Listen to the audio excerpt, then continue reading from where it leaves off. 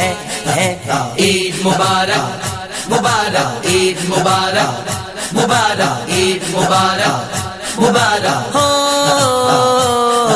صلی اللہ علیہ وسلم حدیث پاک میں سیدی محدث دکن حضرت سیدنا عبداللہ شاہ نقشبندی مجددی قادری رحمہ اللہ اپنی حدیث کی کتاب زجاجۃ المصابیح میں لکھتے ہیں کہ حضور کی بارگاہ میں ایک صحابی رسول حاضر ہوئے، عرض کرنے لگے کہ یا رسول اللہ صلی اللہ علیہ وسلم ہوشیار انسان کون ہے، ہوشیار کون ہے، سمجھدار کون ہے؟ یہ حضور سے سوال کیا گیا۔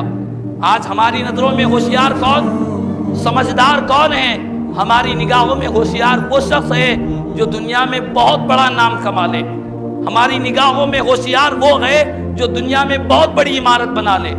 ہماری نگاہوں میں ہوشیار وہ ہے جو اچھی گاڑی پر سوار ہو جائے، ہماری نگاہوں میں ہوشیار وہ ہے جو اچھے اچھے لباس کو اختیار کر لے۔ حضور نے فرمایا، پیارے آقا کی بارگاہ میں صحابی نے عرض کیا کہ حضور یہ تو دنیا ہے جو دنیا داروں کو ہوشیار سمجھتی ہے، آقا آپ دین و دنیا کے بادشاہ ہیں،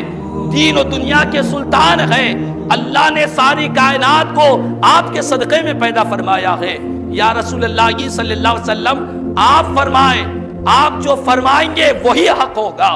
آپ کی زبان سے جو کلمات نکلیں گے وہ حق رہیں گے، آقا آپ فرمائیے ہوشیار کون ہے؟ اللہ اکبر، قربان جائے رحمت للعالمین صلی اللہ علیہ وسلم نے ارشاد فرمایا، الکیس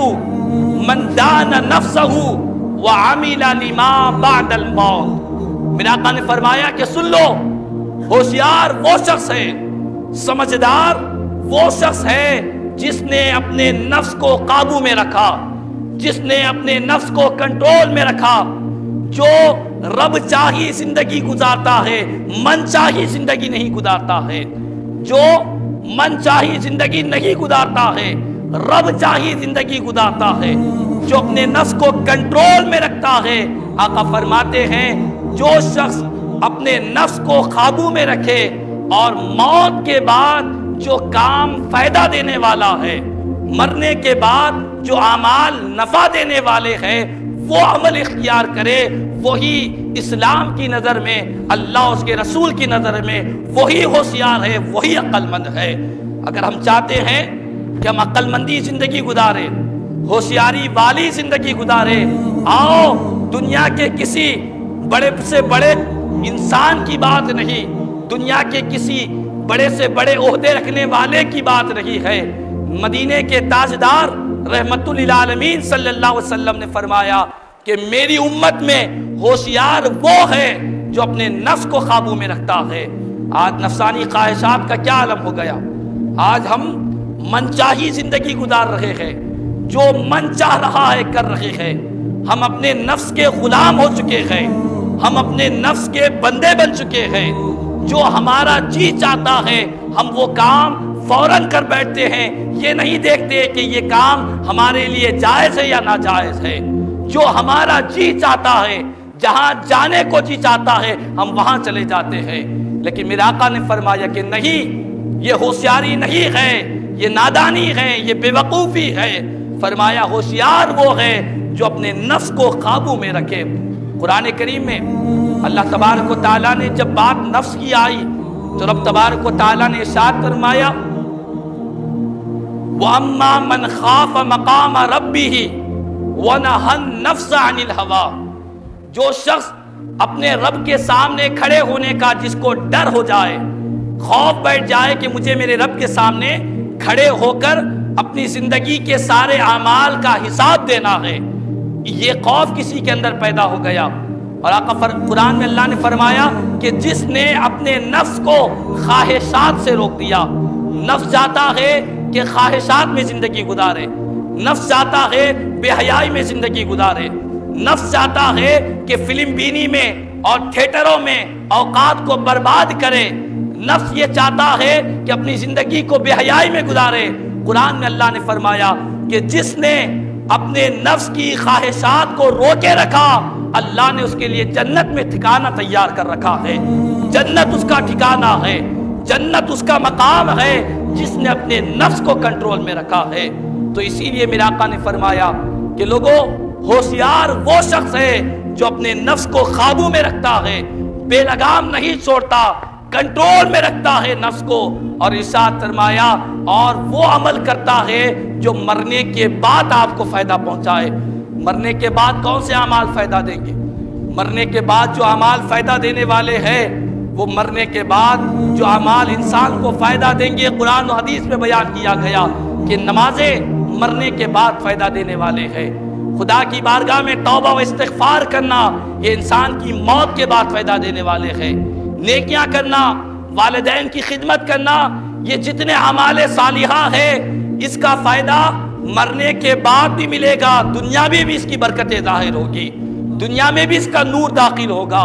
جو شخص اللہ اس کے رسول کی رضا میں زندگی گزارتا ہے، اور میرا آقا کریم صلی اللہ علیہ وسلم نے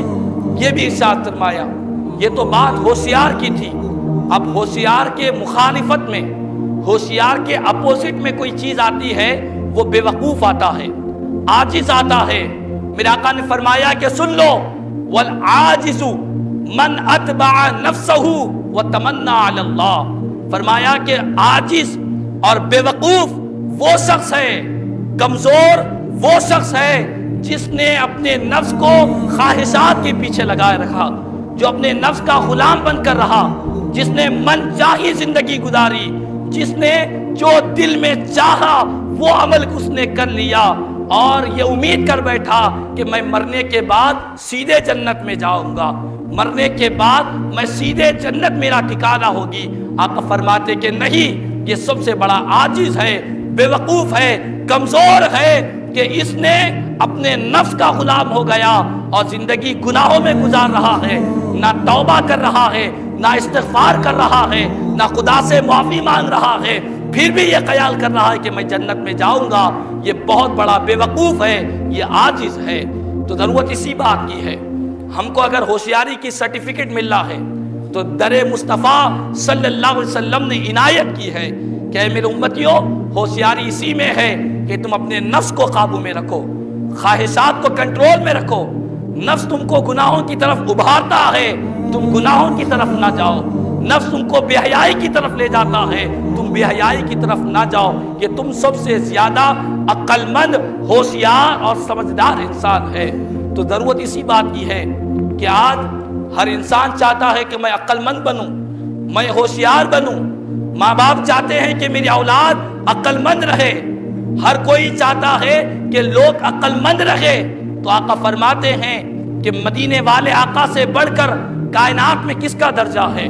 رحمت للعالمین صلی اللہ علیہ وسلم سے بڑھ کر دنیا کی ہستی میں، زمین و آسمان میں، ساری کائنات میں کس کی ہستی ہے؟ وہ ذات مصطفیٰ صلی اللہ علیہ وسلم سب سے بلند و بالا ہے۔ میرا آقا فرماتے ہیں کہ لوگوں، سب سے زیادہ عقل مند وہ ہے۔